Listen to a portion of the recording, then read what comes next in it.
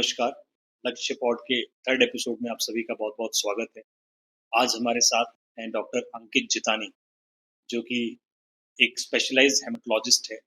Haematology वो department है medical medicine का या डॉक्टरी लाइन हम कहें, जो कि ब्लड से रिलेटेड जितनी भी प्रॉब्लम्स हैं, उनके बारे में वो डील करते हैं।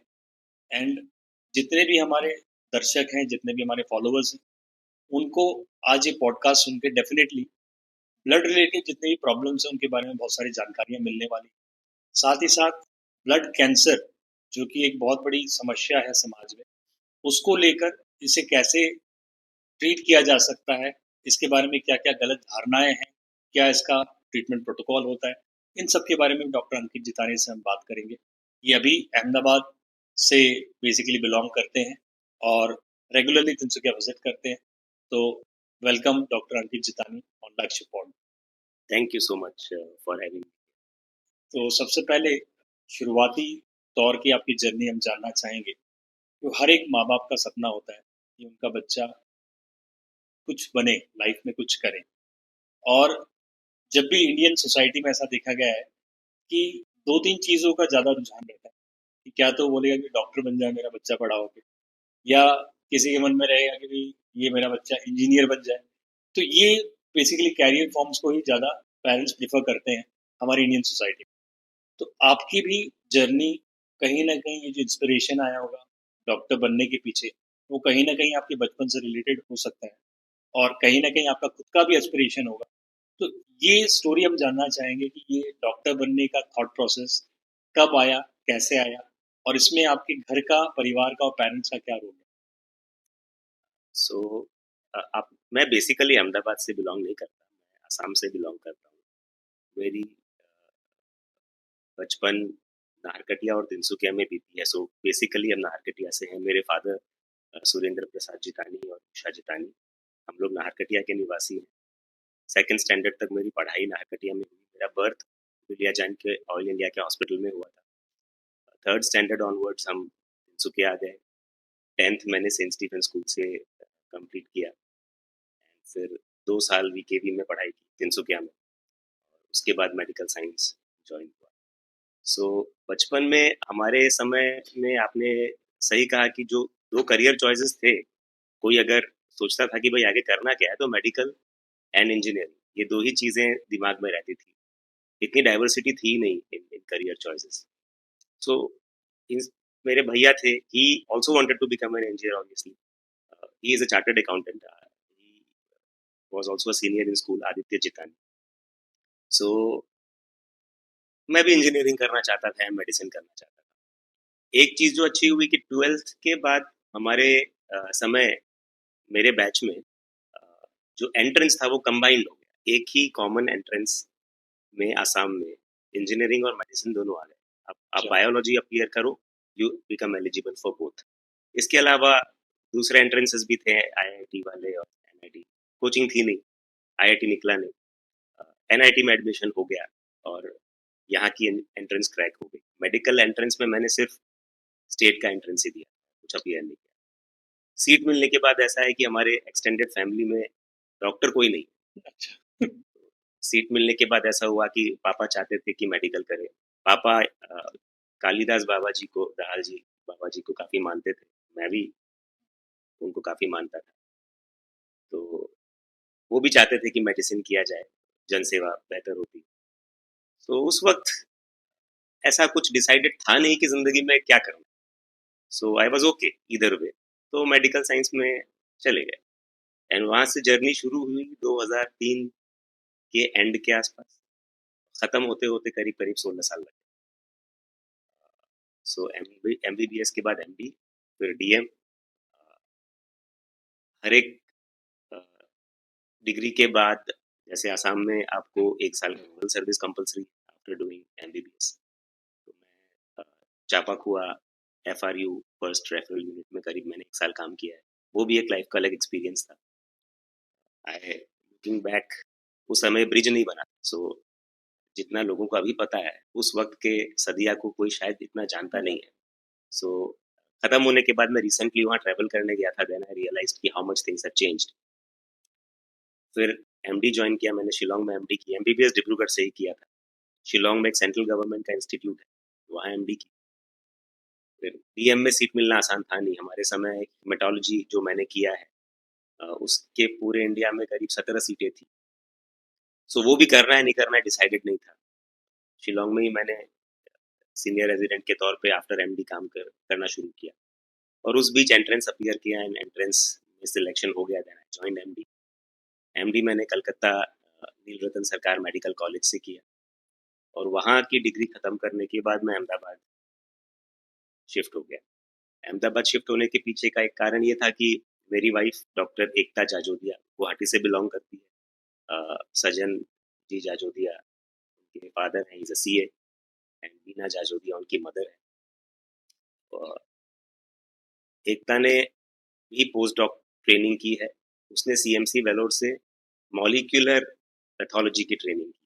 सो बेसिकली कैंसर के डायग्नोसिस, जो डीएनए के जांचें होती है, शी स्पेशलाइज्ड इन दैट। सो हमारे लिए उस वक्त इस तरफ अपॉर्चुनिटी कम थी, खासकर एकता के लिए। और अहमदाबाद, जैसा हम जानते हैं कि हर तौर पे ग्रो कर रहा है, सो इस एस्पेक्ट पे भी अहमदाबाद बहुत ग्रो कर रहा था। आसाम में बैठे हम हेल्थ के नाम पे अगर हम सोचे तो हमारे दिमाग में 3-4 शहर आते हैं, दिल्ली, बॉम्बे, हैदराबाद, चेन्नई। बट आप अगर राजस्थान, गुजरात, एमपी के रीजन की बात करें तो उनके जहन में अगर कोई बीमार हो तो अहमदाबाद आता है। अहमदाबाद के कुछ एडवांटेजेस हैं जो एज ए डॉक्टर मैं वहां जाकर ही समझा। एक पर्सनल टच, वहाँ रेट रेस में नहीं लगे हैं लोग, वहाँ लॉजिस्टिक्स इज वेरी इजी। आपको बड़े शहर में एक पॉइंट से दूसरे पॉइंट जाने में जहाँ 1 घंटे लगते हैं, अहमदाबाद में 10 से 15 मिनट लगता है। पर्सनल टच बेटर है, और इवेंचुअली कॉस्ट ऑफ ट्रीटमेंट भी बेटर है। Living expenses are cheaper. So even I understood कि वहाँ इलाज करवा पाना उस रीजन के लोगों के लिए बड़ा अच्छा है। और अब धीरे धीरे बाकी रीजन से भी लोग आने लगे हैं, बाहर के लोग भी अहमदाबाद ट्रैवल करने। सो मैं अहमदाबाद में सेटल हो गया 2019 से, वही है। It's been 6 years now. That's how it is from birth to तो टिल नाउ। तिनसुकिया से या तिनसुकिया डिस्ट्रिक्ट से नाहरकटिया से आपके रूट्स हैं बेसिकली। और ये रूट्स कहीं ना कहीं बहुत एक पर्सन की पर्सनालिटी को बिल्ड करने में काम आते हैं। तो यहाँ भी जो माहौल रहता है असम का, वो बेसिकली हम बोलते हैं ना कि एक दूसरे के लिए बहुत एक काइंड ऑफ कंपैशन रहता है लोगों में, हेल्प करने का नेचर, कुछ अच्छा करने का नेचर। तो वो आपने कैरी फॉरवर्ड किया, प्लस जिस फैमिली से आप बिलोंग करते हो, उनका इस पूरे रीजन में बहुत एक लीगेसी कैरी करते हैं कि they have been known to be noble persons, बहुत अच्छा, अच्छी सोच वाले लोग और सीधे साधे लोग। तो डेफिनेटली वो कहीं ना कहीं आपके प्रोफेशन के साथ भी वो चीज़ मैच करती है, because a doctor must be noble first. And जब आप एक अच्छे परिवार से आते हो तो वो थॉट प्रोसेस कहीं ना कहीं इनकलकेट होता है। एक चीज़ अंकित जी मैं जानना चाहूंगा कि बचपन बदमाशी भरा होता है, तो आपकी कोई ऐसी शरारत बचपन में जो आपने की हो, जिस पे आप सोच के अभी हंसते हो कि भाई ऐसे कौन सी शरारत की या मुझे स्कूल जाना शुरुआत में ज्यादा पसंद नहीं था। स्कूल में 2 छुट्टियां मिलती थी, सर्दी और गर्मी की। मैं एक तीसरा खुद से बना लेता था। अच्छा। करीब करीब 3 से 4 हफ्ते कंटिन्यूअस स्कूल नहीं जाना। ये करीब करीब 7th स्टैंडर्ड तक चला। रोज सुबह कुछ ना कुछ बहाने ढूंढना और स्कूल नहीं जाना। हम जहाँ रहते थे, मेरे ठीक नीचे एक मेरा दोस्त था, उसके बड़े भाई और मेरे बड़े भाई दोस्त थे।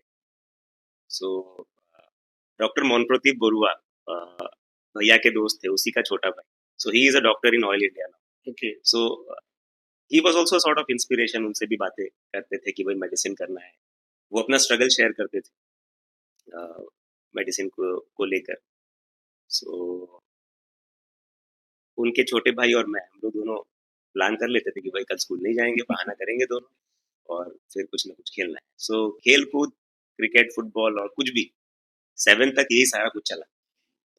सो अगर रेट्रोस्पेक्टिवली सोचूं तो लगता है कि ये it could have been better. School was also very nice. जब स्कूल जाना शुरू किया तो लगा अरे I missed out on this.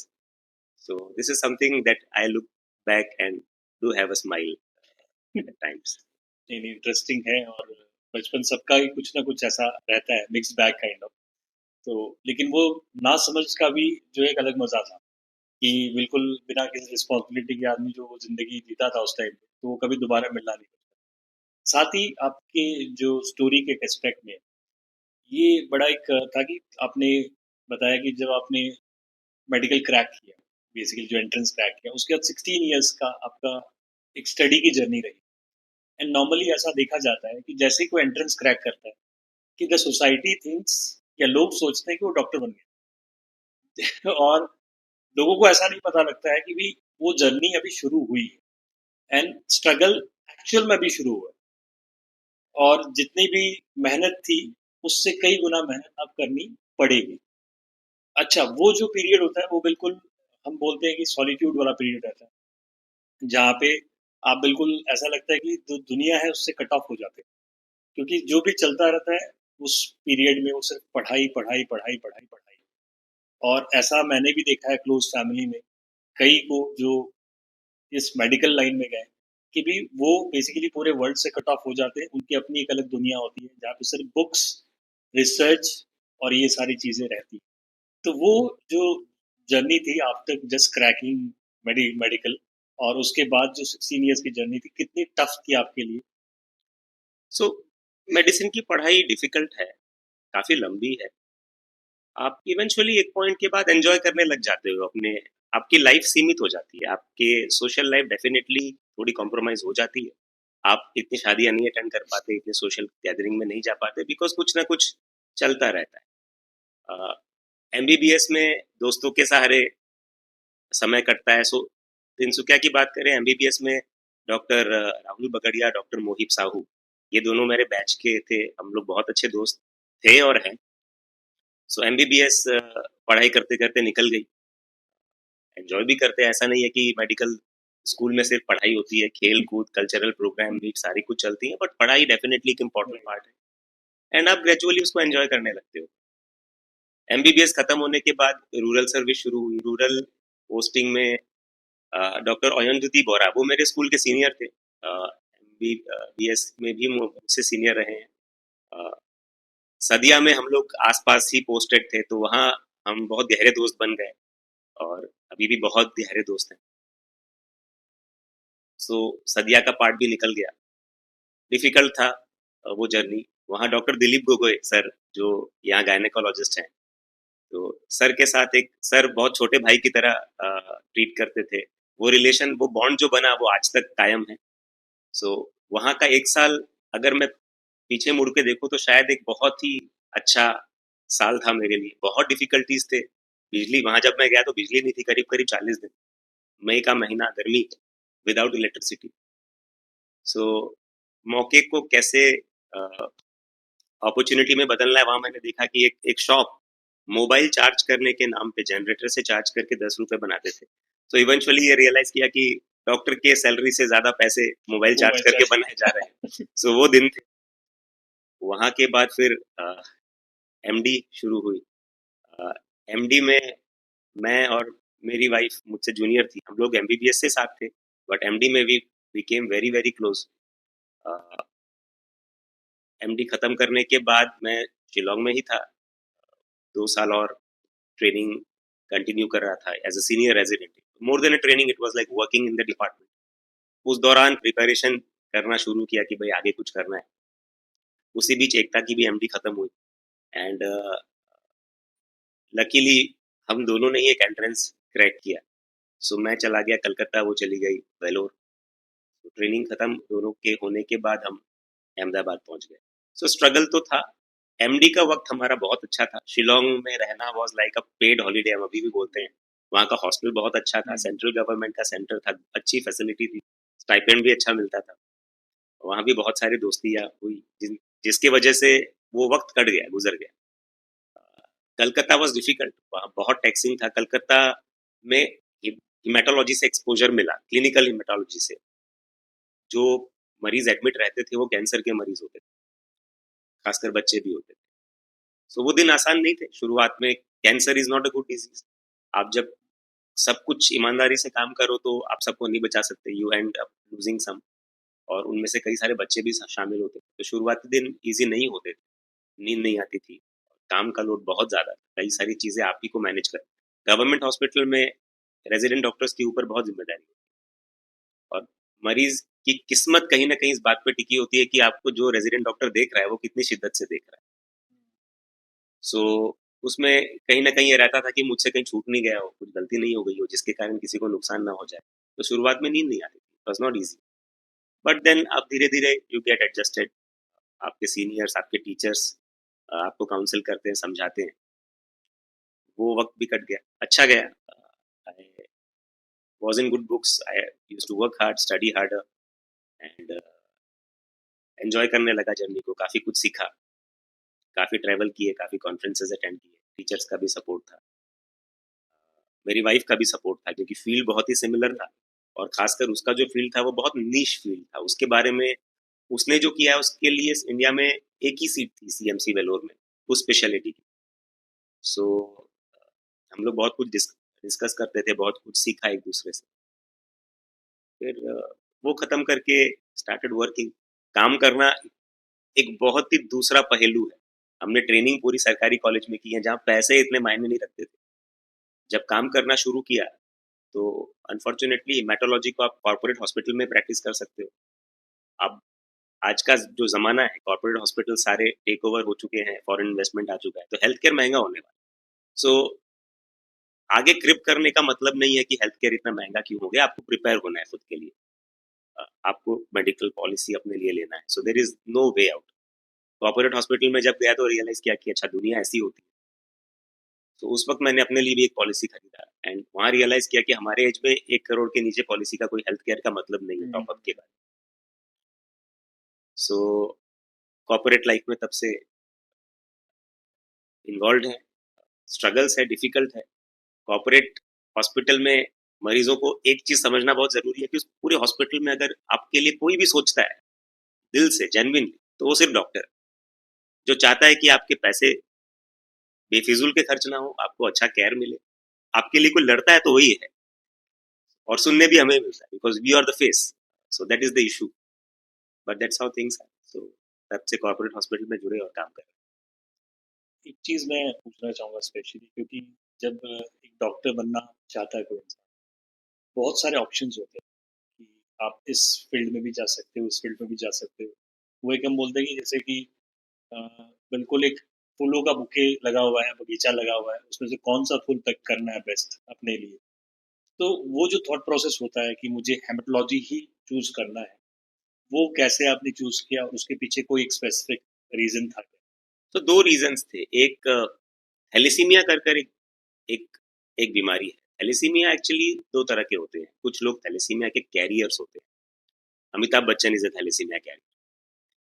Thalassaemia खून की बीमारी है जिसमें खून बन नहीं पाता, और वो हमारे डीएनए में छुपे एक जेनेटिक बदलाव से होता है। सो हमारे सबके बॉडी में डीएनए के दो हिस्से होते हैं। अगर एक हिस्सा इन्वॉल्व हो तो वो बंदा कैरियर होता है, और कैरियर एसिम्प्टोमेटिक होता है, ब्लड टेस्ट के बिना आपको उसका पता नहीं लगता। अगर वो दोनों हिस्से में डिफेक्ट आ जाए तो वो थैलेसीमिया रोग या थैलेसीमिया डिजीज के तौर पे सामने आता है। थैलेसीमिया डिजीज के बच्चों को 6 महीने की उम्र से हर महीने ब्लड चढ़ाना पड़ता है। ये फ्रीक्वेंसी जैसे जैसे उम्र बढ़े और कम होती जाती है। तो मेरे मम्मी के साइड ऑफ द फैमिली में मैं जब एमबीबीएस में था तो a child was born with thalassaemia. I met her yesterday, I am taking care of her now. तो शी वाज एन इंस्पिरेशन। उस वक्त मैं सेकेंड ईयर में था एमबीबीएस के, और पहली बार एक्सपोज हुआ इस बीमारी से, और तब मुझे ये समझ आया कि ये बीमारी रोकी जा सकती है। It is a preventable disease, क्योंकि ये अपने माता पिता से सबको मिलता है। माता पिता को अगर ये पता हो कि वो थैलेसीमिया कैरियर है, तो उनको ये भी पता होगा कि प्रेगनेंसी के दौरान रिस्क है कि बच्चे को थैलेसीमिया हो जाए। और ये छोटी सी जानकारी से एक बच्चा जिसको आजीवन खून चढ़ाना पड़े या फिर बोन मैरो ट्रांसप्लांट कराना पड़े एज अ क्यूर, जो आसान नहीं होता, इसके अलावा कोई ऑप्शन नहीं है। और अगर आप अवेयर हो तो आप इसको रोक सकते हो। सो ये सोचकर लगा कि दिस इज समथिंग जो लोगों को जानना चाहिए, और अवेयरनेस था नहीं, हेमेटोलॉजिस्ट कम थे, तो this was one reason. Second, haematology is a very fascinating subject. आप किसी भी डॉक्टर के पास जाते हो, वो आपको क्लिनिकली एग्जामिन करता है, देखता है। हम हेमेटोलॉजिस्ट क्लिनिकल एग्जामिनेशन के साथ आपके सेल के अंदर भी बहुत ही आसानी से डेली बेसिस पे देख सकता है। आपके ब्लड सैंपल जो आप निकालकर सीबीसी टेस्ट कराते हो, उसे स्लाइड बनाकर माइक्रोस्कोप के नीचे बहुत ही आसानी से देखा जा सकता है। हम बायोप्सी के नाम से बहुत डरते हैं, बट ये भी एक तरह का लिक्विड बायोप्सी है, आपका सैंपल निकाला, चेक किया। सो हिमेटोलॉजी में जब कोई मरीज आता है, मरीज को देखकर उसी वक्त उसका सैंपल निकालकर स्लाइड देखा जा सकता है, जो कि हमारी प्रैक्टिस हम करते हैं। वो स्लाइड देखते ही एक एक आईना है वो कि मरीज के अंदर चल क्या रहा है। ये और दूसरे किसी सब्जेक्ट में नहीं हो सकता। आप स्कैन कर सकते हो, स्कैन्स में आप सेल्स को नहीं देख सकते। So this was something which fascinated कि पेशेंट को ऊपर और अंदर दोनों से जानने का जो सबसे अच्छा जरिया है वो हिमेटोलॉजी। और बोन मैरो ट्रांसप्लांट एक हाई एंड नीश काम था, तब मुझे रियलाइजेशन नहीं था, बट अभी सेल्यूलर थेरेपी एक बहुत ही इमर्जिंग थेरेपी है जो कैंसर और धीरे धीरे नॉन कैंसर कुछ बीमारियों में भी आ जाएगी, which is the sort of future of medicine. और जीन थेरेपी, ये दोनों ही हिमेटोलॉजी से बहुत ज्यादा लिंक्ड है। सो कैंसर के ट्रीटमेंट में जो भी चेंजेस आए हैं पिछले 15-20 साल से, उसकी शुरुआत हमेशा हिमेटोलॉजी से हुई। सो ये सारी चीजें उसको बहुत फैसिनेटिंग बनाती है। कुछ चीजें मुझे पहले से पता थी, कुछ नहीं थे। तो यही रीजंस थे कि आई चोज दिस सब्जेक्ट। आपने थैलेसीमिया का जिक्र किया, तो जितने भी लेमेन्स हैं या जितने भी कॉमन लोग हैं, उन्हें क्या ऐसा टेस्ट करवाना चाहिए? क्योंकि किसी को ये पता नहीं होता कि वो थैलेसीमिया कैरियर है या नहीं है। ये भी अगेन ब्लड टेस्ट पे डिपेंड करता है। और कई बार बिकॉज हम लोग को जब तक कोई दांत में बहुत ज़्यादा दर्द नहीं होगा, हम डॉक्टर के पास नहीं जाते। हम देसी इलाज करने में विश्वास रखने वाले लोग हैं। हमारी सोसाइटी वैसे बनी हुई। बुखार भी बहुत ज़्यादा होगा तब एंटीबायोटिक लेंगे, नहीं तो कोई देसी काढ़ा ले लिया, ऐसा कुछ ले लिया। तो वैसे ही कोई हेमेट मतलब थैलेसीमिया कैरियर है, वो उसे पता नहीं होता। तो प्रेगनेंसी के वक्त कौन सा ऐसा टेस्ट करवाएं जिसके वजह से ये चीज़ अवॉइड की जा सकती है? तो यदि उस टेस्ट का आप नाम भी यहाँ सजेस्ट कर दो तो बहुतों का फायदा हो जाएगा उससे। सो बेसिकली ना, अभी कोविड के बाद एक चीज बहुत अच्छी हुई कि लोग अपने टेस्ट करवाने लगे, ब्लड टेस्ट करवा तो रहे हैं, इंटरप्रेट कैसे हो रहा है that is a question. Haemoglobin की कमी का जो डेफिनेशन होता है ना, वो मेल्स में 13 से नीचे, फीमेल्स में 12 से नीचे, प्रेगनेंसी में 11 से नीचे। Is very simple. एल्डरली हो तो ये कट ऑफ थोड़ा सा रिलैक्स हो जाता है। सो खून की कमी का जो सबसे कॉमन कारण है वो है न्यूट्रिशनल डेफिशिएंसी, लकीली। तो पैटर्न क्या है ना, खून की कमी हो, आयरन खा लिया या विटामिन B12 खा लिया। so, इस रीजन में B12 की कमी कम है because non vegetarian diet.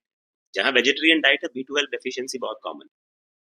So practice क्या है ना कि हीमोग्लोबिन की कमी हो, ये दोनों चीजें खा लो। 90% केसेस में शायद यही कारण है, बट 10% केसेस का कारण लो हीमोग्लोबिन का कारण ये नहीं, न्यूट्रिशनल डेफिशिएंसी नहीं। प्रॉब्लम यही है कि जो अपने टेस्ट कराते भी हैं, वो अगर ये हल्का फुल्का डेफिशिएंसी दिखे तो उनको आगे वर्कअप नहीं कराते। थैलेसीमिया कैरियर आमतौर पे ये हल्के फुल्के डेफिशिएंसी के साथ ही दिखते हैं। इनफैक्ट कुछ कैरियर ऐसे भी होंगे जिसमें डेफिशिएंसी ना दिखे। सो एक बहुत ही सिंपल टेस्ट है जो जिसको हम हीमोग्लोबिन टाइपिंग, हीमोग्लोबिन इलेक्ट्रोफोरेसिस या हीमोग्लोबिन HPLC कहते हैं, अलग अलग नाम। हीमोग्लोबिन टाइपिंग एक लेमन टर्म है जो कॉमनली यूज्ड है, और उसके साथ एक कंप्लीट ब्लड काउंट। ये दो टेस्ट अगर कोई कराए तो थैलेसीमिया के स्टेट के बारे में बहुत इजीली जानकारी मिल जाएगी। और क्योंकि ये एक जेनेटिक डिजीज है, ये जिंदगी भर चेंज नहीं होता, आपको एक ही बार का। और इसका सही वक्त प्रेगनेंसी ही नहीं, क्योंकि आपका स्टेटस कभी चेंज नहीं होगा। सो कोई भी कभी भी किसी भी रूटीन कारण के लिए अगर ब्लड टेस्ट करा रहा हो, तब HP टाइपिंग करा लो। HP टाइपिंग करा लो, और उसका सही वक्त एक ही कंडीशन में वो HP टाइपिंग नहीं करानी, किसी के शरीर में अगर खून चढ़ता है खत्म नहीं बाहर से तो 2 महीने तक ना कराएं, क्योंकि वो रिपोर्ट गड़बड़ है। इसके अलावा कभी भी करा लो। सो CBC और HP टाइपिंग कराकर थैलेसीमिया के कैरियर स्टेट के बारे में बहुत आसानी से जानकारी मिल सकती है। सो अगर आपने नहीं कराया, आपको नहीं पता रहेगा कि आपको थैलेसीमिया कैरियर है। जैसे मैं आपको एग्जांपल दूं कि पीट सैम्प्रस, अमीषा पटेल, अमिताभ बच्चन, ये सारे थैलेसीमिया कैरियर्स। सो आपको देखकर नहीं पता, ना परफॉर्मेंस इंपैक्ट होता है, ना करियर इंपैक्ट होता है, कुछ नहीं इंपैक्ट। अब आगे बढ़ते हैं। और एक बहुत बड़ा सोसाइटी में बोलते हैं कि डर रहता है जब ये नाम आता है, कैंसर। और ये नाम सुनने से ही सबसे बड़ी प्रॉब्लम जिसे होता है उसे लोग सांत्वना देना शुरू कर देते हैं। जैसे कि वो पर्सन अपने लाइफ के एंड स्टेज पे है कि यदि ये न्यूज़ आ गई कि भाई इस पर्टिकुलर पर्सन को कैंसर डिटेक्ट हुआ है, सबसे पहले जो फ़ोन कॉल्स आने शुरू होते हैं, बड़े सैड तरीके के फ़ोन कॉल्स होते हैं, बड़े ही डिमोटिवेटिंग टाइप के फ़ोन कॉल्स होते हैं कि भाई अब क्या करेंगे, कैसे करेंगे? प्लस फैमिली भी पूरी हिल जाती है हर तरीके से।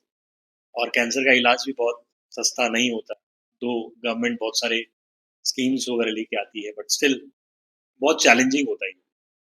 तो आपने अपने पूरी जर्नी में बहुत सारे ऐसे केसेस देखे होंगे, बहुत सारे ऐसे पेशेंट्स देखे होंगे, बहुत सारे ऐसे फैमिलीज के साथ डील किया होगा। प्लस कैंसर ट्रीटमेंट करवाना चाहिए, नहीं करवाना चाहिए, कैंसर कैसे डिटेक्ट करना चाहिए, या क्या चीज़ करनी चाहिए इस बीमारी के लिए, प्लस किसी को हो जाए तो उसे सबसे पहले क्या करना चाहिए? सो कैंसर को अगर ब्रॉडली हम देखें ना, तो कैंसर को सॉलिड और लिक्विड कैंसर में बांटा जा सकता है। 70% केसेस सॉलिड कैंसर होते हैं, 30% लिक्विड। सो हिमेटोलॉजिस्ट लिक्विड कैंसर का इलाज करते हैं। लिक्विड का ये भी मतलब नहीं है कि सिर्फ ब्लड में ही। मैं ब्लड, इजी वर्ड्स में मैं ब्लड कैंसर का इलाज करता हूँ।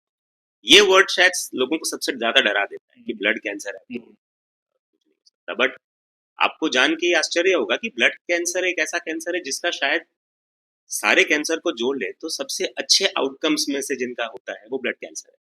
यहाँ तक कि कुछ ऐसे कैंसर्स हो गए हैं ब्लड के पिछले, मैंने बताया था कि ब्लड कैंसर से ही रिसर्च की शुरुआत होती है हर कैंसर्स में। सो कुछ ऐसे ब्लड कैंसर है जिसमें 20 साल पहले एक दवाई आई थी, 20 साल से जो गोलियां खा रहे हैं वो काफी हद तक ठीक है। इनफैक्ट कुछ कैंसर्स को अब डायबिटीज जैसा मानने लगा गया है blood cancer. So blood cancer कई प्रकार के होते हैं। ब्रॉडली हम बात करें तो 3 ब्रॉड टाइप्स है, ल्यूकीमिया, लिम्फोमा और माइलोमा। ल्यूकीमिया अक्यूट और क्रॉनिक, 2 ब्रॉड टाइप्स में बढ़ते हैं। सो इनका डायग्नोसिस बहुत ज्यादा डिफिकल्ट कई बार नहीं होता क्योंकि ब्लड सैंपल कलेक्ट करना आसान है।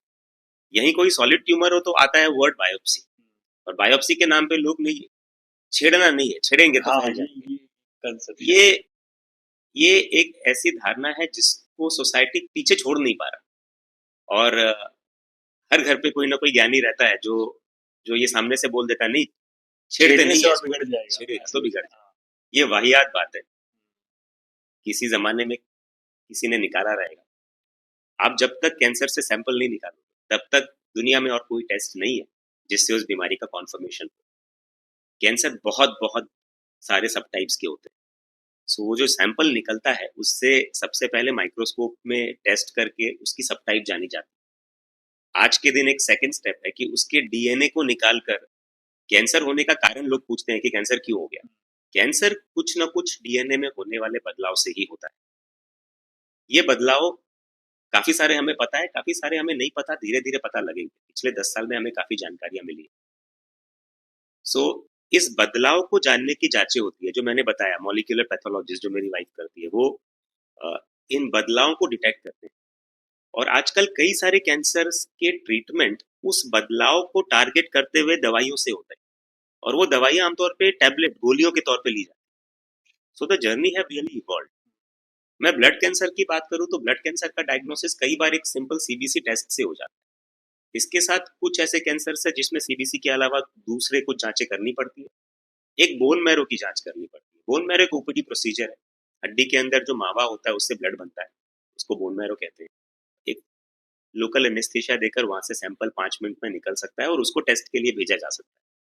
ज्यादातर टेस्ट हमारे रीजन में नहीं होता, सैंपल आउटसोर्स करने पड़ते हैं, और उसकी डायग्नोसिस करना इतना डिफिकल्ट रह नहीं है। ट्रीटमेंट का जर्नी डिपेंड करता है इस बात पे कि कौन सी बीमारी सामने आई है। और हर ट्रीटमेंट, हर कैंसर का ट्रीटमेंट है और अच्छा ट्रीटमेंट है। कुछ एग्रेसिव फॉर्म्स होते हैं जिनके आउटकम्स बहुत अच्छे नहीं होते, बट वो एग्रेसिव फॉर्म शायद मैं ब्लड कैंसर की बात करूं तो 20-25% होगा, 30% होगा। 70% में अच्छा खासा इलाज पॉसिबल है, अच्छी क्वालिटी ऑफ लाइफ पॉसिबल है, अच्छी longevity of life possible, decades तक लोग जिंदा रहते हैं। ये धारणा कि भाई blood cancer is a death sentence शायद मूवी से आया। आनंद, आनंद में लिम्फोसर्कोमा ऑफ द इंटेस्टाइन जो बीमारी थी, आज हम उस बीमारी को लिम्फोमा के नाम से जानते हैं। वो एक ब्लड कैंसर है। वहां तो ऐसा दिखा दिया था कि बस हो गया, नथिंग इज पॉसिबल नाउ। अभी मेरे पेशेंट्स है जो 10 साल से ठीक है. So the world have changed but we have not totally moved on. So that's the problem. Cancer किसी को भी या ऐसा कुछ भी इंडिकेशन हो, सबसे पहले it's good to basically go for medical advice, proper expert medical advice, and उसके बाद ही कोई डिसीजन लेना चाहिए. एब्सोल्युटली. Clinical examination. हम बोलते हैं कि भाई लोग डॉक्टर आजकल हाथ नहीं लगाता. पहले के डॉक्टर तो नस देखकर बीमारी पकड़ लेते थे. सो अभी अगर हम देखें तो हम डॉक्टर के पास जाना ही नहीं चाहते. आधे लोग घर पे टेस्ट करा रहे हैं. सो टेस्ट करानी is okay for a basic health care, but doctor को दिखाकर एक क्लिनिकल एग्जामिनेशन एंड उसके बैकग्राउंड में टेस्ट का इंटरप्रिटेशन. बीमारियां भी, लोग इवॉल्व हुए हैं, बीमारियां भी इवॉल्व हुई. बीमारियों के बारे में जानकारी हमें बेहतर हो गई है, हम बेहतर पकड़ पा रहे हैं. कैंसर हमेशा से था, जेनेटिक बीमारियां हमेशा से थी. पहले हर घर पे एक दो बच्चे बचपन में ही गुजर जाते थे. अभी वो नहीं होता. बच्चे कम होते हैं, दे सर्वाइव. ये सारी चीजें हेल्थ केयर इंप्रूवमेंट से ही होने लगी है. एंड एज दे ग्रो कुछ ना कुछ बीमारियां बाद में हो जाती है शायद. So health care have evolve, we should also evolve and live life. आपने एक बताया कि डीएनए के चेंजेस की वजह से कैंसर कॉज, मतलब ये कैंसर होने का सबसे मेन रीजन डीएनए में चेंजेस की वजह से होता है. कोई ऐसा लाइफस्टाइल इशू है या कोई ऐसी चीज है जो नॉर्मल लेमैन कर सके, क्योंकि ये नहीं करे तो कैंसर होने का रिस्क थोड़ा कम हो जाए? सो कुछ ऐसे कैंसर्स हैं जिसमें लाइफस्टाइल इज इम्पोर्टेंट. जैसे ओरल कैंसर, मुंह का कैंसर, उसमें तंबाकू, gutkha is known to be a trigger. वो एक ट्रिगर है जो डीएनए में चेंजेस कर सकता है. स्मोकिंग लंग के कैंसर के लिए एक ट्रिगर है. अल्कोहल भी कुछ लिवर और कुछ बोन मैरो की बीमारियों में ट्रिगर हो सकता है. हालांकि अल्कोहल कैंसर से ज्यादा दूसरी बीमारियां कर सकता है. सो ये सारी चीजें अनियंत्रित तौर पे अगर किया जाए तो all these can be a trigger. इसके साथ आजकल एक बहुत इंपॉर्टेंट पहलू है. लोग सारा दोष कई बार शराब और सिगरेट को दे देते हैं. But metabolic syndrome, obesity. हम आजकल जो खाते पीते हैं ना, हमारे खाने में शुगर और फैट्स ही होता है. खासकर नॉन वेजिटेरियन जो नहीं खाते उनको प्रोटीन मिलता ही नहीं. प्रोटीन के बारे में बात करूं ना तो 100 ग्राम पल्स में, दाल, छोले, चने में 5 ग्राम प्रोटीन होता है. सो एक एडल्ट इंसान को, एक बढ़ते हुए बच्चे को दिन में 1 ग्राम पर केजी प्रोटीन की जरूरत होती है. एडल्ट की रिक्वायरमेंट ही आसपास ही. सो आप सोचो कि कोई 70 किलो का इंसान 70 ग्राम प्रोटीन खाएगा कहाँ से? 1.5 किलो दाल थोड़ी ना खा पाएगा डेली. तो हमारी diet is not good. What we eat is all fat and carbohydrate. और ये जो मेटाबॉलिक सिंड्रोम पैदा होता है in form of diabetes, hypertension, obesity, ये सारे भी कुछ ट्रिगर्स होते हैं. ट्रिगर्स भले ही कैंसर के डेफिनेटली ना हो, बट कैंसर के ट्रीटमेंट में अड़चन के तौर पे ये सबसे बड़ी लिमिटेशन. कोई कैंसर के डायग्नोसिस के समय हार्ट का प्रॉब्लम लेकर आया, वो हार्ट का प्रॉब्लम मोटापे की वजह से है या बीपी की वजह से, शुगर की वजह से है, ट्रीटमेंट की हालत खराब, बैंड बच जाती है. सो ये lifestyle is extremely important, both for prevention and for keeping yourself fit for treatment. Fat को भी एक ऑर्गन की तरह मानिए. बॉडी में जो फैट है वो एक ऑर्गन है. वो कुछ ऐसा प्रोड्यूस करता है जिसको हम साइटोकिन कहते हैं, और ये साइटोकिन हमारे बॉडी को बहुत सीवियरली इम्पैक्ट करता है. So we have to keep that in check. एक चीज और, आपके पूरे डिस्कशन में एक पार्ट आपने बताया, वो वाज वेरी मूविंग. जब बच्चों के बारे में आपने बताया कि छोटे छोटे बच्चों को आपने ट्रीट किया, एंड एज ए डॉक्टर बहुत टफ होता है कि ट्रीट करना और उस पेशेंट को देखना कि वो ट्रीट करने के बाद भी कभी आप बचा नहीं पाते. And हम कहते हैं ना, डॉक्टर का दूसरा नाम भगवान का रूप माना जाता है. एंड आपने खुद उस चीज़ को बहुत क्लोजली देखा है, क्योंकि जब पेशेंट्स आपके पास आते हैं, फैमिलीज आती हैं, तो उनकी आंखों में जब डॉक्टर आते हैं तो एक चमक आ जाती है कि भाई अब आ गए तो अब सब सही हो जाएगा. एंड उसके बाद जब हम नहीं बचा पाते, बिकॉज एक लिमिटेशन होती है, तो वो जो एक स्टेट होता है वो कितना टफ होता है. और उसमें ऐसा कुछ होता है कि भाई यदि किसी पेशेंट की डेथ हो जाती है तो वो जो बेसिकली रिग्रेट है वो कैरी फॉरवर्ड रहता है कई दिनों तक. ऐसा आपके साथ होता है कि मतलब खुद के अंदर जो है वो चीज? सो बच्चों के कैंसर की बात करें ना तो बच्चों में एक चीज अच्छी है, ब्लड कैंसर के पर्टिकुलरली मैं बात करूंगा, बच्चों का कीमोथेरेपी का टॉलरेंस एडल्ट से बहुत बेहतर होता है। अच्छा। बच्चे कोई नशा नहीं करते, बच्चे में sugar, pressure, cholesterol, metabolic syndrome नहीं होता। ज्यादातर बच्चों के heart, lung, liver, kidney, intestine सही तरह से काम करते हैं, तो वो कीमोथेरेपी को बहुत बेहतर ले पाते हैं, शेड्यूल से ले पाते हैं, बिना रुकावट के ले पाते हैं, जिसकी वजह से बच्चों में कैंसर के ट्रीटमेंट आउटकम्स एडल्ट से बेहतर होते हैं, बट सबको नहीं बचा पाते। So it is not easy, as a doctor it is not easy, because ये कैंसर के ट्रीटमेंट का जर्नी छोटा जर्नी नहीं है। आप एक पेशेंट को महीने में शायद 10 बार मिलोगे, आप उनके परिवार को जानने लगते हो, पेरेंट्स को जानने लगते हो, एंड उनका आप पे बहुत भरोसा होने लगता है, it becomes a shared journey. तो होते हैं इंसिडेंट्स, खासकर ट्रेनिंग के दौरान। गवर्नमेंट इंस्टीट्यूशन में काम करना आसान नहीं होता, और वहाँ जो पेशेंट लंबे समय तक एडमिट रहते थे, वो इस बात को समझने लगते हैं कि everybody is trying so hard, nurse, doctor, जो बाकी जो वर्कर्स है डिपार्टमेंट के, सब लोग कोशिश करते हैं कि भाई मरीज ठीक होकर जाए। सो उसके बाद भी घटना होती है। मुझे एक दो इंसिडेंट याद है। मैं रेजिडेंट था, वार्ड में नाइट ड्यूटी करते थे हम, काफी काम रहता था। कोई नए मरीज एडमिट होते थे, उनकी एक्सपेक्टेशंस अलग होती थी, वो नहीं पता रहता। तो मैंने यहाँ तक देखा है कि मेरे बारे में किसी ने वार्ड में कुछ बोल दिया तो दूसरे पेशेंट उनको मारने आ गए कि भाई आपको क्या पता है यहाँ चल क्या रहा है, और how can you do that. So अब उनमें से एक बच्चा था, we couldn't save him. So when that day came, it is not easy to be in that department. ऐसा लगता है कि बस आज मेरी ड्यूटी ना हो, मैं निकल जाऊं, बिकॉज कैंसर में ऐसा नहीं होता कि आप किसी जाते हुए को बचा पाओ, आपको पहले से ही प्रिवेंट करके चलना है, बिकॉज एक बार वो इनएविटेबल नजदीक आ जाता है, आप उसको चेंज नहीं कर सकते, it is going to happen. और उस वक्त ऐसा लगता है कि बस यार मेरी आंखों के सामने बच्चे होते थे, बच्चे आके गोद में बैठ जाते, आप काम करे गोद में बैठ जाते। एक और बच्ची थी जो मुझे बहुत मेरे जहन में, 10 साल हो गए आज इस बात को, बट आज तक याद है। We lost her, the day we lost her, everybody was like कि भाई बस मेरी किस्मत अच्छी है कि आज मैं ड्यूटी में नहीं। और उस दिन ऐसा था कि काम फटाफट खत्म करो और यहाँ से निकलो, नहीं देखा जाए, नहीं। तो it is not easy, but इस हार्ट ब्रेक्स के साथ कई सारे अच्छे अचीवमेंट्स भी है। एक पेशेंट थी मेरी, जिसने करीब करीब 3-4 महीने पहले अपनी कीमोथेरेपी खत्म की, 2.5 साल की कीमोथेरेपी, और उसने आईआईटी क्रैक किया। तो भाई और बहन दोनों ने एक साथ आईआईटी क्रैक किया। कुछ डॉक्टर्स भी हैं जो कैंसर के ट्रीटमेंट से उभर कर डॉक्टर बने। So there are many inspiring journeys as well. So both aspects we get to see, and positivity से इंस्पायर्ड रहना is the only choice that we have.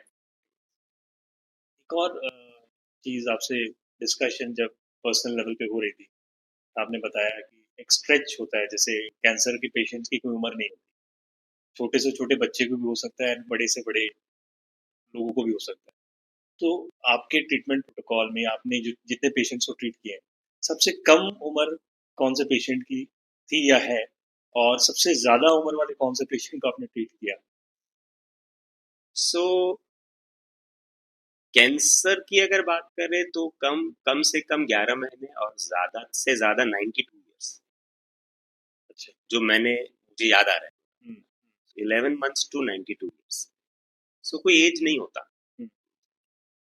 तो एक चीज और आपने बताया अपनी वाइफ के बारे में, कि वो भी बेसिकली कोई ऐसे फील्ड से बिलोंग करती है जो कि आपके प्रोफेशन को बहुत ज़्यादा सपोर्ट करती है, एंड स्पेशली आप क्योंकि हेमेटोलॉजी में हो, और डेफिनेटली ब्लड रिपोर्ट्स पे ही रिलाई करना सबसे बेसिक हम कहते हैं कि डायग्नोसिस का पार्ट है, ट्रीटमेंट का पार्ट है, एंड वो क्योंकि लैब वाला पार्ट संभालती है, तो इससे कितनी आसान हो जाती है आपकी जर्नी। एंड कभी ऐसा होता है कि मान लीजिए घर पे कोई गेस्ट आया हुआ है, जस्ट एक काइंड ऑफ डिफरेंट इल्यूजनरी या इमेजिनरी सिचुएशन, कि घर पे कोई गेस्ट आए हुए हैं, मेहमान आए हुए हैं, और आपके कोई पेशेंट के लिए आपको रिपोर्ट जल्दी चाहिए, और आपने अपने वाइफ को ही बोला कि रिपोर्ट जल्दी दो, और वो थोड़ी फ्रस्ट्रेशन में ऐसे बोले आपको, नहीं अभी मेरे को घर का काम करना। तो ऐसा कोई इंसिडेंट हुआ हो, या कितना आसान हो जाता है, कितना टफ हो जाता है ऐसा? सो हिमेटोलॉजी बेसिकली मेरा सब्जेक्ट बहुत लैब बेस्ड है, इसी वजह से कई बार लोगों की धारणा है ना कि डॉक्टर बोलता है इस लैब से कराओ, मतलब उसका कुछ पर्सनल वेस्टेड इंटरेस्ट होगा। हमेशा ऐसा नहीं होता। एक चीज समझने वाली है कि आपके रिपोर्ट के आधार पे हम ट्रीट करते हैं, तो वो रिपोर्ट का सही होना, आपको उस पर कॉन्फिडेंस होना बहुत जरूरी है।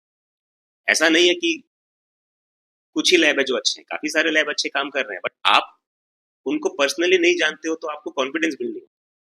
सो मेरे लिए डेफिनेटली आसान है कि मेरी वाइफ भी इसी फील्ड पे है। मैं जब आसाम आना शुरू किया, मेरा सबसे बड़ा चैलेंज लैब्स ही था, क्योंकि जब मैं बोन मैरो करता हूँ तो मैं उस स्लाइड को हर बार देख नहीं पाता, तो वो कहीं जाता है, जो दूसरा बंदा उसे देखता है और मुझे बताता है कि ये बीमारी, और मैं उसके कहने पे विश्वास करके इलाज करता हूँ। सो मुझे जो मुझे बता रहा है बहुत जरूरी है कि मैं उसको जानूं, क्योंकि मुझे कुछ डाउट्स होगा तो मैं उसे डिस्कस करूँ। तो शुरुआती चैलेंज बहुत ज्यादा थे, खासकर तिनसुकिया में। धीरे धीरे ये कई सारे मेरे बोन मैरोज मैंने किए जो जिसकी जरूरत नहीं थी। जो रिपोर्ट्स पेशेंट लेके आते थे उसके बेसिस पे उसकी जरूरत दिखती थी, मैं करता था, और जो बीमारी एक्सपेक्ट करता था वो नहीं निकलते। 3-4 ऐसे पेशेंट्स हुए। देन आई थॉट कि थिंग्स शुड चेंज। तो फिर मैंने अपने वाइफ के लैब के साथ यहाँ टाई अप करा दिया। दर्पण डायग्नोस्टिक मेरा दोस्त का ही है, so it was easy for me. और उसके बाद वहां जब सैंपल जाने लगे तो थिंग्स स्टार्टेड टू चेंज। मेरे बोन मैरो करने की फ्रीक्वेंसी कम हो गई। ये इसलिए क्योंकि लैब रिपोर्ट्स पे आपको जब भरोसा होने लगता है तो आपकी कॉन्फिडेंस बढ़ जाती है। सो ये डेफिनेटली बहुत ईजी है वाइफ के लिए। उसका जो फील्ड है वो ऐसा ऐसा नहीं है कि सैंपल रन किया और रिपोर्ट आ गया, वैसा वाला फील्ड नहीं है। वो डीएनए के टेस्ट है, नीश होता है, तो ऐसा जरूरी नहीं होता कि उसको हमेशा लैब में ही बैठा रहना पड़े। तो उसकी टीम है जो काम कर लेती है। तो कभी गेस्ट कोई आया होता है तो मैं डेफिनेटली डिस्टर्ब नहीं करता। She manages. एंड ऐसा बहुत बहुत वक्त ऐसा नहीं होता कि एक्सट्रीम अर्जेंसी है, सीबीसी रिपोर्ट जैसा नहीं होता। So we do complement and get things done. और ज्यादा पुशी होने का स्कोप भी नहीं होता घर पे। सो मैनेज हो जाता है। अच्छा, एक मतलब पूछना चाहूंगा कि डॉक्टर की लाइफ, पेशेंट से घिरे रहना, बीमारियों से घिरे रहना, उनको ट्रीट करना, उसकी खुशी, कभी कभी बचा नहीं पाना, उसका गम, और इस जर्नी के बीच में फैमिली लाइफ, बच्चे, आगे कैरियर का गोल सेट कर रखा है, उसको अचीव करना, तो ये सारी चीजें एक डॉक्टर कैसे मैनेज करता है, और कितना आसान या कितना टफ होता है? सो डॉक्टर की लाइफ भी आम लोगों की तरह ही है, ऐसा कुछ अलग नहीं है। सबके ये जो पहलू आपने बताए, ये हर प्रोफेशन में किसी न किसी तरह से लिंक है। तो ऐसा नहीं है कि भाई डॉक्टर बहुत ज्यादा अलग है या बहुत ज्यादा स्पेशल है, ऐसा नहीं होता। We are also common people. Routine almost same है। इनफैक्ट मेरा जो फील्ड है उसमें मैं जब अहमदाबाद में रहता हूँ तो मेरा काम खत्म होते ही मैं घर आ जाता हूँ। Don't hang around. कुछ इमरजेंसी आया है, go back, but then I am home. And बच्चों के साथ टाइम स्पेंड करना। मैं थोड़ा आलसी किस्म का इंसान हूँ। वाइफ पुश करती है कुछ ना कुछ एक्टिविटीज में, ज्वाइन करते हैं फिर छोड़ देते हैं। We watch TVs, we listen to music, we travel whenever we get time. Work related travel काफी रहता है। 3 weekends I am out nowadays. So we are also like common people, common routine. सब कुछ बहुत ही कॉमन है। हमें भी नए रेस्टोरेंट्स में जाके खाना पीना पसंद है। We keep exploring. एंड जब भी वक्त मिलता है वी।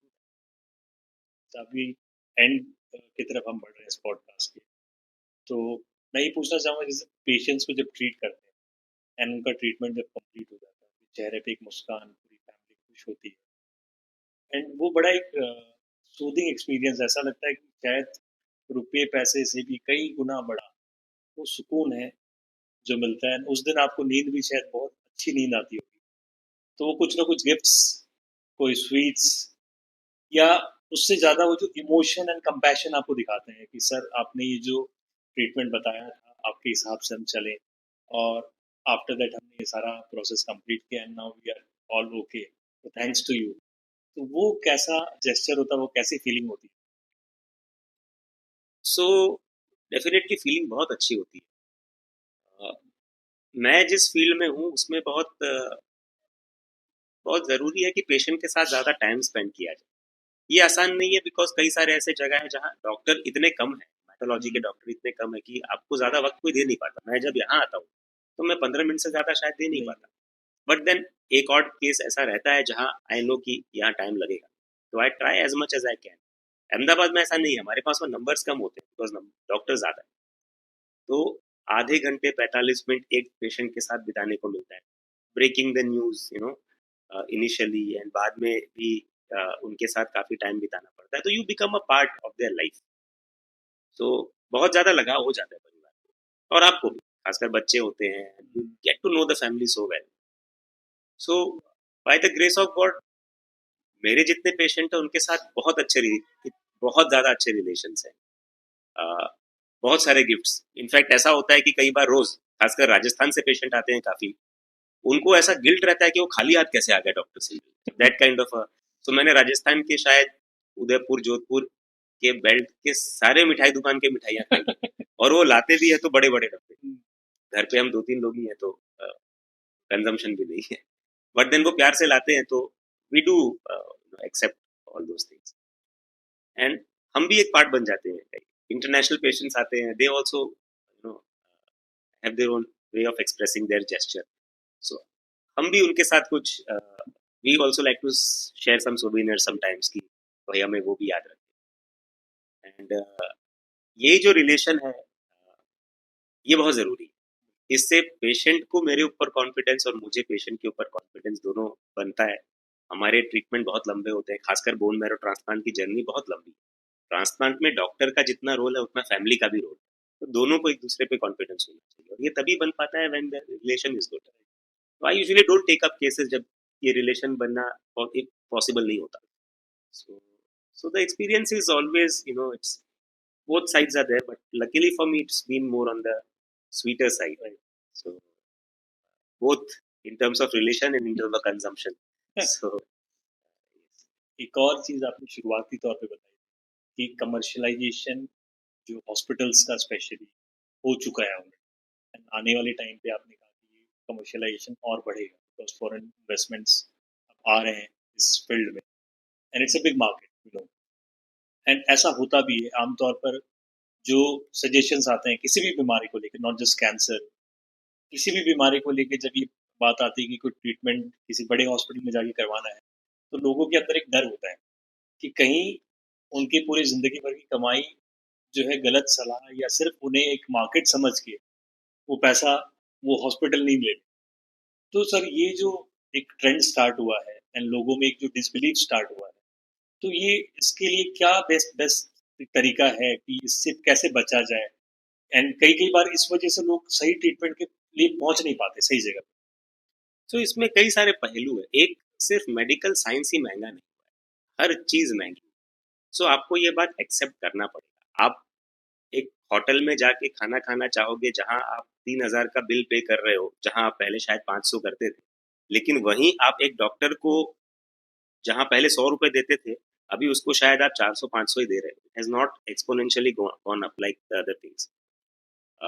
सो ये एक बात समझना बहुत जरूरी है कि हर चीज महंगी हुई है, हेल्थ केयर भी महंगा। सेकेंड पॉइंट, हेल्थ केयर में फॉरेन इन्वेस्टमेंट्स आए हैं। सबको पैसे से पैसे बढ़ा, कोई भी बिजनेस जब करता है वो 1 का 10 बनाने के लिए करता है। सो ये हेल्थ केयर के साथ उम्मीद रखना कि नहीं भाई आप तो 1 का 1.5 ही बनाओ, हम 1 का 10 बनाएंगे, गलत है। और क्योंकि फॉरेन इन्वेस्टमेंट है तो कहीं ना कहीं आम लोगों के पैसे लगे हैं उसमें। सो आम लोगों को अपने पैसे बढ़ाने में दिक्कत नहीं है, बट खुद पेशेंट बन के जब जाएंगे तो उनके खर्च ना हो, ये धारणा चेंज होना। थर्ड, आप अपने हेल्थ के लिए खुद रिस्पॉन्सिबल हो। आप कोई एक गाड़ी खरीदता है या बाइक खरीदता है, गाड़ी की इंश्योरेंस के लिए 15,000 देने को है, एक 10 लाख की गाड़ी के लिए आप 15,000 दे दोगे, बट आपकी खुद की क्या 10 लाख की भी वैल्यू नहीं है, आप एक 15,000 का इंश्योरेंस कभी नहीं खरीदते। इंडिया में हार्डली 5% लोगों के पास इंश्योरेंस होगा। 15,000 रुपए आप अगर साल का दे दो तो आपको तो 15-20 लाख का इंश्योरेंस मिल जाए हमारे एज में, लेकिन आपसे नहीं दिया जाता। आपको आपके गाड़ी की ज्यादा वैल्यू है अपने शरीर से। So this has to change. आपको अपने हेल्थ की जिम्मेदारी खुद को लेनी पड़ेगी, आप किसी और पे रिलाई नहीं कर सकते। फिर ये नहीं बोल सकते कि मेरी जिंदगी की जमा पूंजी हेल्थ में निकल गई। You have to plan for it, you have plan for your car, you plan for yourself, it is very simple. So things are going to change, आगे और महंगाई आने वाली है हेल्थ केयर, क्योंकि आप अगर आप फॉलो करते हो तो आपको ये पता लगेगा कि जितने बड़े हॉस्पिटल्स हैं, मैक्स मणिपाल, अभी शादरी हॉस्पिटल को मणिपाल ने खरीद दिया, मणिपाल का पैसा बाहर से आया है पंपिंग, सो ये सारा कुछ अब सब बाहर जा रहा है। बाहर के लोगों के पैसे लग रहे हैं और उनको ये प्राइवेट इक्विटी को पैसे बना के निकलना है। एक निकलेगा, दूसरा आएगा, हाई वैल्यू पे आएगा, पैसे देने वाले सिर्फ मरीज है। सो चीजें महंगी हो। कॉर्पोरेट हॉस्पिटल में महंगाई के बावजूद क्वालिटी डेफिनेटली बेटर होती है। प्रोटोकॉल्स है, सिस्टम्स है जो स्क्रूटनाइज्ड है, जो कई सारे NABH है, JCI है, कुछ ऐसे बॉडी है जो स्क्रूटनी करते हैं कि जो क्वालिटी है वो कॉम्प्रोमाइज ना हो। इन सारी चीजों के लिए बैक एंड में बहुत लोग काम करते हैं जिनके सैलरी पेशेंट के कमाई से ही होती है। So the only input is patient, but output जाने वाले डिपार्टमेंट बहुत सारे होते हैं। सो सिर्फ डॉक्टर की फीस नहीं और बहुत सारी चीजें चलानी पड़ती है, और साथ में सारे हॉस्पिटल्स को पैसे भी बनाने हैं, हम एक्सपैंड भी करना है। सो चीजें महंगी होने वाली है। So the only solution is be prepared. अपने हेल्थ का ख्याल रखे, इंश्योरेंस ले एंड प्लान कर your plan, things are not going to be very difficult in future. सभी सबसे एक लास्ट क्वेश्चन आपसे कि लक्ष्य पॉड हमने इसका नाम रखा है जो हमारा ये सीरीज है पूरा, एंड उसका मुख्य हमारा उसका इंटेंशन भी यही था कि हर एक इंसान के जीवन में कुछ ना कुछ लक्ष्य होता है, मुझे यहाँ तक पहुँचना है। एंड कई बार वो उस लक्ष्य को पा पाता है, कई बार लक्ष्य ही बदल जाता है कि कुछ और नया एम लेके चलता है कि नहीं ये नहीं ये किया जाए। प्लस हर एक पर्सन जो थोड़ा सक्सेसफुल होता है उसकी एक जर्नी होती है। बेसिकली उसने सक्सेस अर्न तो किया है, लेकिन अर्न करने के पीछे उसने बहुत सारा मेहनत, बहुत सारी हार्डवर्क, बहुत सारा सेक्रीफाइस भी किया, तब जाके वो वहाँ पहुंचा है। एंड लोगों को लगता है कि सिर्फ सक्सेस जो है वो आसान है या लक से मिलता है, उसके पीछे जो हार्डवर्क या मेहनत वो नहीं दिखती। एक तो मैं पूछना चाहूंगा, दो एस्पेक्ट है इस सवाल के। एक तो कि भी आपके जीवन का लक्ष्य क्या है, where do you see yourself in the next decade या next 20 years।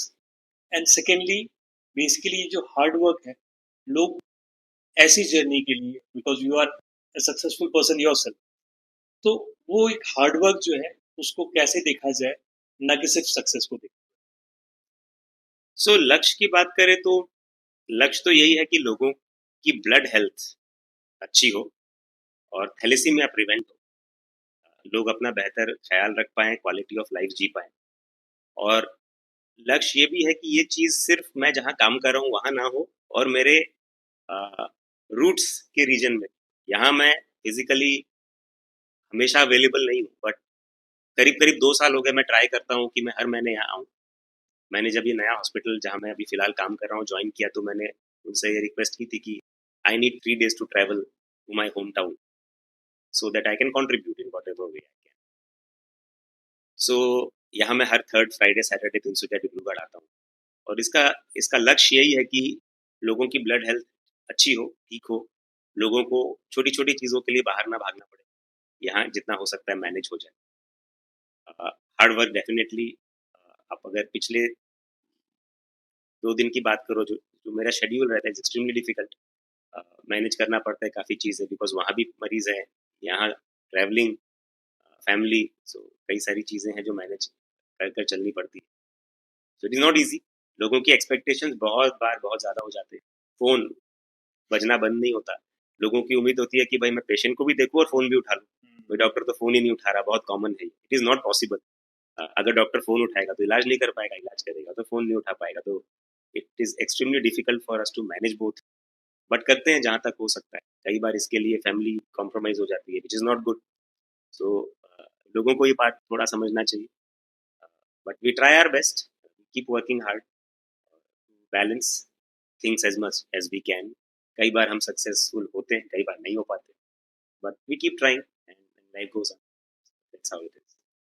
Thank you doctor Ankit Jitani, it was really pleasure talking to you. क्योंकि ये जो टाइम बीता अभी, 1 से 1.25 घंटा, शायद ज़्यादा ही हो गया, I didn't see the time, but इसमें आपके लाइफ के बहुत सारे एस्पेक्ट्स हमने जाने। और एस्पेक्ट्स में कई बार बोलते बोलते आपकी भी आवाज़ भारी हो जाती है, because reason being you feel that compassion for your patients. And जब हम बात कर रहे थे कोलकाता की स्पेशली, तो that was very moving knowing the story of that little girl.